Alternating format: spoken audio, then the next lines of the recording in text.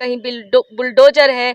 आखिर रोजगार के मुद्दों पे बात क्यों नहीं हो रही है? हमारे साथ हैं दान बहादुर जी, जो कि हाई कोर्ट के वकील हैं, सुप्रीम कोर्ट के वकील हैं। सर, हम बात करेंगे आपसे कि सरकार जहां बुलडोजर, हर जगह बुलडोजर पहुंच जाता है, चाहे नोटिस हो या ना हो। बात करें रोजगार की तो युवा जो है बेरोजगार घूम रहे हैं। आखिर रोजगार की बात क्यों नहीं हो रही है? महंगाई की बात क्यों नहीं हो रही है? क्या इन मुद्दों से भटकाया जा रहा है लोगों को? बहुत बहुत धन्यवाद आपको। आपने जनता से जुड़े मुद्दों को उठाया है। मैं जनता के सामने ये बात रखना चाहूँगा कि कोई भी सरकार इस समय जो मौजूद है, चाहे दिल्ली की सरकार ले लो, दिल्ली सरकार ने कहा था हम भ्रष्टाचार को घुटने भर गंदे पानी में घुसकर हटाएंगे। आज केजरीवाल जी का कुर्ता पहन के हर स्टेशन पे उनका फोटो के योग कर रहे हैं। हाँ सर, है। और दूसरी तरफ हर जगह फ्री दारू पिला रहे हैं, एक बोतल के साथ एक फ्री। बताओ, योग करने दूध पिया जाता है, फल खाया जाता है या दारू पिया जाता है? केजरीवाल, मुझे पूरा करने दे। केजरीवाल सरकार दिल्ली में खुद दारू बंटवा रही है और जितनी कच्ची कॉलोनियां वहां स्मैक और काले धंधे चल रहे हैं। रोज जितने बवाना, बुढ़ारी, कल्याणपुरी, जहांगीरपुरी, जितनी छोटी कॉलोनियां हैं, सब में दारू, स्मैक, गांजा, अफीम, चरस बिक रहा। इन्होंने कहा था हम भ्रष्टाचार मिटाएंगे, आज तक नहीं मिटाया। अंबेडकर का पांव छू के चुनाव जीतना चाहते हैं। अंबेडकर जी ने कहा था कि कॉलेज खोलो, पढ़ाई के लिए कहा था, संगठित रहो, शिक्षित रहो, संघर्ष करो। ये क्या कर रहे हैं? इन्होंने कॉलेज खोलने की जगह दारू के ठेके खोले, बढ़िया बढ़िया, हर दुकान को मेन चौराहे पे खोला है। पहले दारू की दुकानें छिपे में खुलती थी, इसे चौराहे पे खोल दिए, स्कूल से जाता बच्चा पिएगा और फ्री कर दिया है। अब मेरे ये समझ में नहीं आता कि इन्होंने क्या दिल्ली में भ्रष्टाचार घटा है? कौन सा ऐसा विभाग है जहां घूस नहीं लिया जा रहा, परेशान नहीं किया जा रहा, भ्रष्टाचार नहीं है? पुलिस प्रशासन को दागदार कर दिया है गलत आदेश देके, गलत आदेश देके। वो साधारण घरों के लोग, नौजवान हैं, अपनी नौकरी बचाने के लिए हर गलत काम उनसे करवाया जा रहा, उन्हीं के बच्चों को उन्हीं से पिटवाया जा रहा, उन पे झूठे मुकदमे लगवाए जा रहे। मैं दिल्ली सरकार की बात करता हूँ, पंजाब में कहते हैं नशा मुक्त करूंगा, अभी तक तो दिल्ली में नशा बढ़ा हुआ है। हरियाणा में भी कहा है सरकार आ जाएगी तो नशा। वैसे ही कहेंगे, जहां जैसा चुनाव होगा वहां मॉडल लागू करेंगे। एक भी कॉलेज दिल्ली में नहीं है। जितने भी हमारे छोटे लोग हैं, गरीब लोग हैं, साधारण नौकरी करने वाले हैं, वो दिन भर, अभी जो चले पुलिस प्रशासन पीएससी को ही ले लें, वो दिन भर बेचारे ड्यूटी कर रहे हैं। 8 घंटे ड्यूटी के बजाय उनसे 24 घंटे ड्यूटी ली जा रही। ओवर टाइम क्यों नहीं दिया जा रहा? उन्हें तंग किया जा रहा। उन्हें घर पे जरूरत है, शादी ब्याह बेटे की है, उन्हें छुट्टी नहीं दी जा रही, उन्हें प्रताड़ित किया जा रहा। ऐसे ही सेना में हाल है। सेना में कितने सैनिकों को निकाल दिया जब व्हाट्सएप पे डाले थे कि मुझे सही भोजन नहीं दिया जा रहा, दाल पिला के कारगिल में लड़ाया जा रहा। तो भ्रष्टाचार हर जगह है। भ्रष्टाचार को दबाने के लिए बुलडोजर चलाया जा रहा है, हमारी आवाज को दबाया जा रहा। बुलडोजर क्या सही मैं है? सिर्फ बताऊं, बुलडोजर का मतलब कि न्यायपालिका हमारी कमजोर हो गई है। बिना अदालत के आदेश के बुलडोजर चलाने का कानून कोई नहीं है। बुलडोजर चलने से पहले, गरीब के घर पे चलने से पहले, किसी धर्म जात विशेष को टारगेट करके चलने से पहले समझो अदालत पे चल रहा। सर, लेकिन उनका तो कहना है ये तो अतिक्रमण पे बुलडोजर चल रहा है और कोई किसी के घर थोड़ी ना तोड़े गए हैं। वो जो अतिक्रमण था वहाँ वो हटाया गया है। इस अपराधी सरकार से पूछा जाए, इन गुंडे मक्कार सरकार से पूछा जाए कि जितनी कच्ची कॉलोनियां बसाए किसने? रोज बन रहे हैं घर, घूस लेके बनाते हैं, घूस लेके गिराते हैं। अगर उन्हें अतिक्रमण दिख रहा तो अतिक्रमण हुआ कैसे, इसके लिए वो जिम्मेदार है। और अगर अतिक्रमण हो गया तो कानूनी प्रक्रिया है उसकी, आप नोटिस दो, उसका जवाब लो। तीसरी बात, मैंने फिर इससे पहले कहा था, कानून बना है कि झुग्गी झोपड़ियाँ कच्ची, इसमें बड़ी शौक लगी उनको कि इन्हें तकलीफ है तो वो ही आए झुग्गियों में रहे, मकान महल खाली कर दे, ये झुग्गी में से जाके गरीब उसमें रहेगा। अगर उन्हें झुग्गियों में भी रहने में उन्हें तकलीफ है, शर्म नहीं आती? प्रधानमंत्री जी ने कहा था झुग्गियों की जगह पक्का बनना चाहिए कि नहीं बनना चाहिए, कोई बनाया क्या? अब आ जाओ आपके रोजगार वाली बात पे। रोजगार के लिए मेक इन इंडिया अरबों रुपया पूरी दुनिया घूमने में खर्च किया, लेकिन एक भी कारखाना नहीं बनाया, एक भी यूनिवर्सिटी नहीं बनाई, एक भी मेडिकल कॉलेज नहीं खोले कि जहां पे लोगों को पढ़ने की शिक्षा ही मिल जाए या रोजगार मिल जाए। अब चलो दिल्ली में, दिल्ली की दोनों सरकारों को मैं कहता हूँ, दिल्ली में केजरीवाल ने कांग्रेस के बनाए स्कूलों में चूना लगाया है और जनता की जेब पे चूना लगा के खाली नाम बताएं किसी स्कूल का, सारे पे चूना लगवाया, कांग्रेस के बनाए स्कूल है। और एक भी कॉलेज नहीं खोला। हमारे बच्चे यहाँ से गाजियाबाद जाते हैं, यूपी में, हरियाणा जाते हैं, सोनीपत, पानीपत, फरीदाबाद, वो कहाँ लगे हैं, कहाँ लगे हैं, उसका नाम बताएं, किसके कॉलेज में लगे? एक भी कॉलेज नहीं खोला। मैं तो कह रहा हूँ एक भी कारखाना नहीं लगवाया, 7 साल हो गया। खाली ऑटो वालों से पोस्टर पे पहले 100 रुपए चालान होती थी, अब 2000 चालान होने लगी। जहाँ 1000 की चालान थी वहां 10,000 की चालान। लूटा है, जम के लूट रहे, चाहे शराब के नशे में सबको बुत कर रहे, सोच न सको। अब तो लेडीजों के लिए भी पिंक ठेके खोल दिए गए हैं। नो, तो अच्छा काम के लिए उन पे नहीं है, वो खाली हर बुरे काम के लिए। और दिन भर सुबह कुर्ता पहन के योगा कह रहे हैं, योगा करो और दारू पियो, ये दोनों चीजें मिलती नहीं है। अंबेडकर के चेले और दारू का ठेका खोले, कॉलेज उनके बताए रास्ते पे चले। कहने का मतलब कि कथनी करनी में जमीन आसमान का फर्क है। दिल्ली की सारी कॉलोनियां चेक कर लीजिए, रोज खुलेआम दारू, स्मैक, गांजा या फीम, कोकीन, हेरोइन सब खुलेआम मिल रहे हैं। बात करें सर, आप कह रहे हैं कि सरकार ने जो है रोजगार नहीं दिया है, लेकिन रोजगार के लिए 15 लाख रुपए के लिए कहा है, तो मुझे लगता है आपके खाते में शायद आए होंगे। अब इस पे 2 लाइन सुना दूं। वो गाना गाते थे कि काला धन वापस आएंगे और अच्छे दिन आएंगे, 15 लाख सभी को देंगे, भारत भव्य बनाएंगे। किसे पता था ऐसा कह के वो बेवकूफ बनाएंगे? उन्होंने पूरे देश को बेवकूफ बनाया, बेच रहे हैं भारत को। मतलब बेवकूफ बनाया गया है। अच्छा, और क्या आपको खूब उकसाया गया? 15 लाख मिला किसी को? मुझे तो नहीं मिला। आपके खाते में नहीं आए सर? हमारे नहीं, किसी के खाते में नहीं आए। यहाँ बैठे हो सारे, बताओ किसके खाते में आया 100 रुपया? आया क्या है? खाली बेवकूफ बनाया गया। मीडिया में आज जमकर झूठ बोला जा रहा है और मुसलमानों के खिलाफ जहर घोला जा रहा है। हिंदू राष्ट्र बनने जा रहा है सर।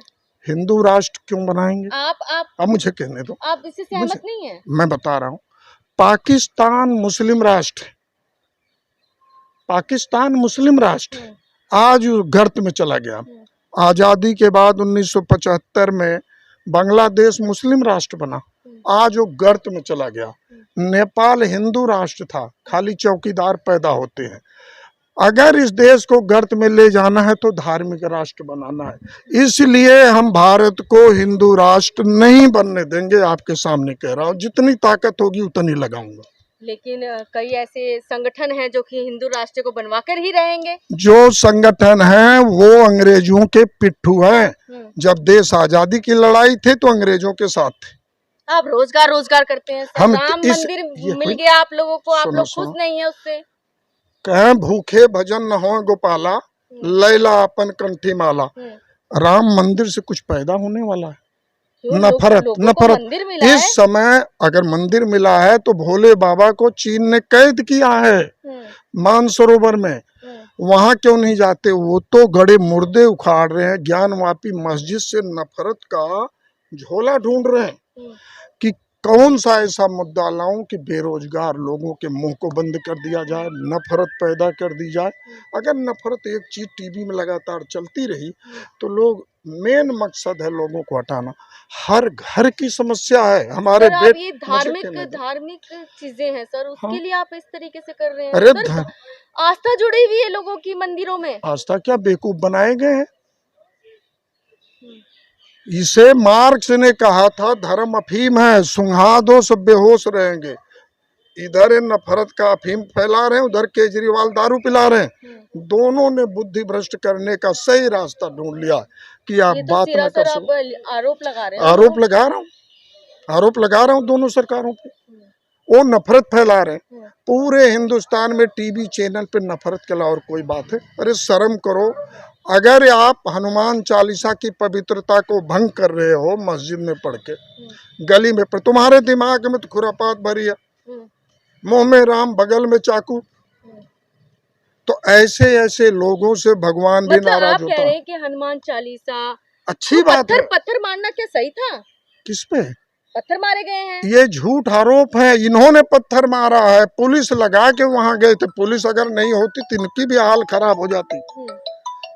पुलिस को बदनाम करवा रहे हैं, पुलिस की वर्दी को दागदार कर रहे हैं, सुरक्षा बलों का मिसयूज हो रहा है। जबकि पुलिस प्रशासन इतना है कि भगवान के रूप में हम देखते हैं। 4 पुलिस वाले आगे, मैं जानता हूँ मुझे कौन मारेगा, हमें डर नहीं होती, हमें जोश होता कि हमारे साथ इतने लोग बैठे। और उनको देख के अब हमें डर लगे तो पुलिस तो कहती है ना, हमें तो परमिशन का पता ही नहीं था नहीं, कि ऐसे कुछ आने वाला है। जब नहीं था तो उन्हें जेल क्यों नहीं भेजा? एक ही वर्ग को जेल क्यों भेजा? जिनके घर पे पत्थर भेजा, जिनके घर तोड़े गए उन्हें जेल भेजा। हाँ, क्यों भेजा? सर उपद्रव करेंगे क्या? मैं वहां गया हुआ था। उपद्रव तो वो कर रहे थे जिनको बचा रहे हैं, जिनके घर तोड़। उपद्रव एमसीडी के डायरेक्टर ने किया है, इन पे मैं केस डालूंगा। अब मैं खुद कह रहा हूँ आपसे, अभी देख रहा हूँ जहांगीरपुरी में जो इन्होंने उपद्रव करके पूरी दिल्ली में दंगा फैलाना चाहा, मैं आपके चैनल के माध्यम से कहता हूँ इन अधिकारियों के खिलाफ मैं केस डालूंगा, जेल भेजूंगा।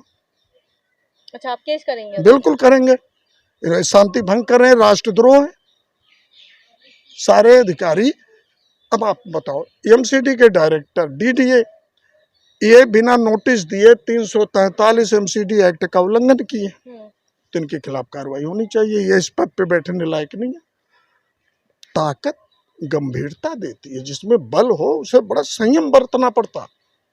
यानी कि कहीं ना कहीं सत्ता का दुरुपयोग किया जा रहा है। सारा दुरुपयोग हो रहा, मीडिया मिटा दी गई है। अब आपको बुरा लगेगा, उन मीडिया को कह रहा हूं जो सरकार से प्रश्न नहीं पूछते। आप तो प्रश्न भी पूछ रहे हो, इसलिए धन्यवाद आपको।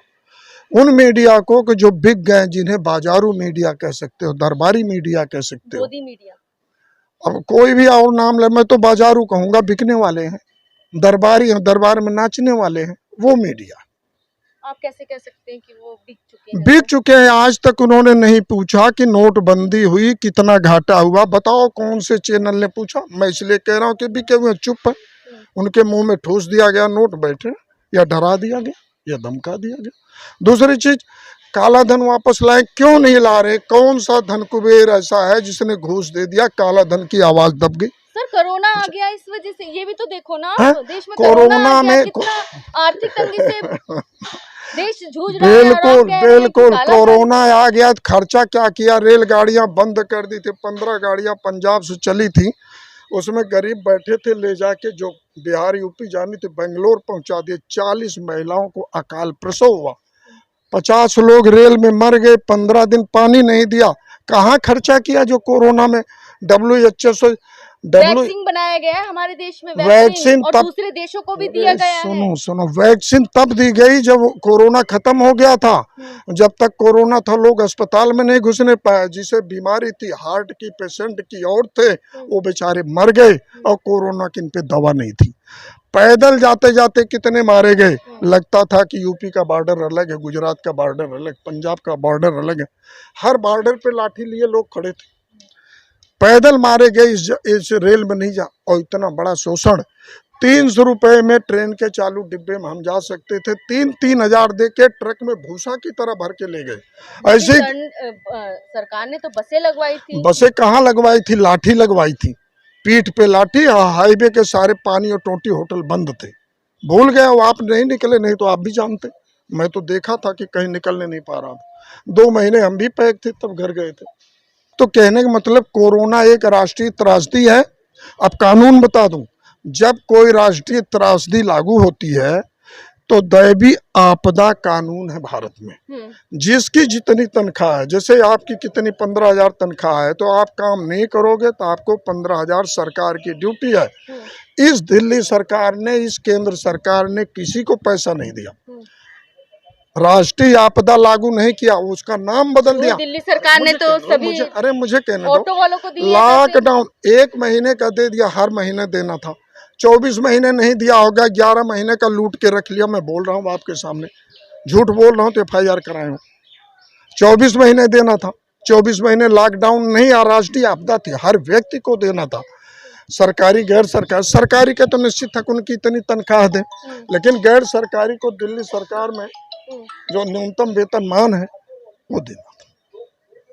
सर बात करें सरकार, अब मुझे उस बात, भारत सरकार जो है, केंद्र सरकार घर घर लोगों के घर घर राशन भिजवा रही है, बेवकूफ बना रही है। 5 किलो में कितने लोग खाओगे? ये चारा फेंका जा रहा, जैसे शिकारी शिकार पकड़ता है, चारा फेंका जा रहा, जैसे कबूतर पकड़ना होता दाना डाल देते हैं ना। और सरकार में तो नहीं मिला, और सरकार में तो आप लोगों ने नहीं बोला। कौन सी सरकार ने नहीं दिया? इनसे मोदी जी दे रहे हैं तो आप लोगों को मोदी जी कहाँ दे रहे हैं? मोदी जी से 20 साल पहले से ये राशन प्रणाली लागू है। मोदी जी खाली देश बेच रहे हैं, अब वही नहीं कहलवाना चाह रही हो।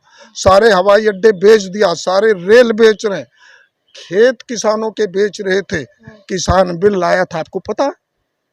कौन ऐसी संस्था? 50,000 MTNL महानगर टेलीफोन नगर लिमिटेड के लोग बेघर हो गए। हार्ट अटैक कितनों ने किया? हमारे शुक्ला जी बेकार पड़े हैं, अभी बेटी की शादी करनी। आपको मैं बताऊं, वो बेच रहे, नौकरी नहीं दे रहे, और शिक्षा खत्म कर दिया, इसलिए गुंडे पैदा कर रहे हैं बच्चों को। उनके बच्चे तो अच्छे अच्छे पदों पे जाएंगे, सीधे IAS बनेंगे, क्योंकि IAS परीक्षा में गरीब घरों के बच्चे अगर मेहनत कर रहे हैं तो नहीं पाएंगे। सीधे IAS की भर्ती कर रहे हैं, कुछ अच्छे अच्छे काम कर रहे हैं, कह रहे हैं कॉमन सिविल कोड लाएंगे। अभी कहूँ तो आपको भी गुस्सा आ जाएगा, कॉमन कोड कैसे लाएंगे? औरत के ड्रेस कुछ और है, मर्दों के ड्रेस कुछ और है। अगर इस सरकार से कह दूं कि सलवार सूट पहनोगे तो पहनेंगे, पहले पहन के दिखाएं 4 दिन, तो कॉमन कोड ड्रेस लाएंगे। कुर्ता पहनेंगे कि लुंगी पहनेंगे कि जीन्स पहनेंगे कि धोती पहनेंगे, पूछो इनसे। साड़ी पहनेंगे कि सलवार पहनेंगे या कुर्ता पाजामा पहनेंगे? एक ही ड्रेस जब लाना चाह रहे हैं तो एक ड्रेस में तो सेट नहीं बैठ रहा। उन्हीं से पूछ लिया जाए कि क्या पहनोगे तो क्या बताएंगे? सिर्फ नफरत पैदा करने का, इस देश में राज करने का, फूट डालो, राजी करो। जो मेन मुद्दे हैं उनसे कहीं ना कहीं भटकाने के लिए कार्य हो रहा है। हर मुद्दे से मुद्दा ये है, हर घर की मुसीबत है कि बेटा नौजवान है, बेटी जवान हो रही है, पढ़ाई के लिए, बाद नौकरी की व्यवस्था नहीं है।